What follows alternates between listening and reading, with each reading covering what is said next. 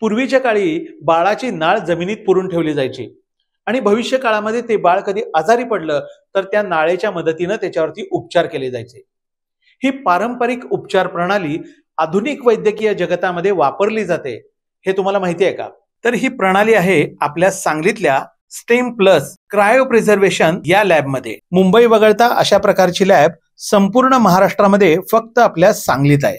बाळाच्या stem cells एका विशिष्ट तापमानामध्ये जतन करून भविष्यातील बाळ आणि त्याच्या आई वडिलांच्या दुर्धर आजारांवर उपचारासाठी 1 ते 60 वर्षापर्यंत या सेल्स वापरता येऊ शकतात। 3500 स्क्वेअर फुटात संपूर्ण इम्पोर्टेड मशिनरीच्या साहाय्याने ब्लड सेल्सची विविध विभागातील लॅब मध्ये सर्व प्रकारच्या अचूक आणि आवश्यक तपासण्या करून या सेल्स बाजूला काढल्या जातात आणि काळजीपूर्वक जतन केल्या जातात। स्टेम प्लस या लॅबला भारत सरकारच्या DCGI आणि FDA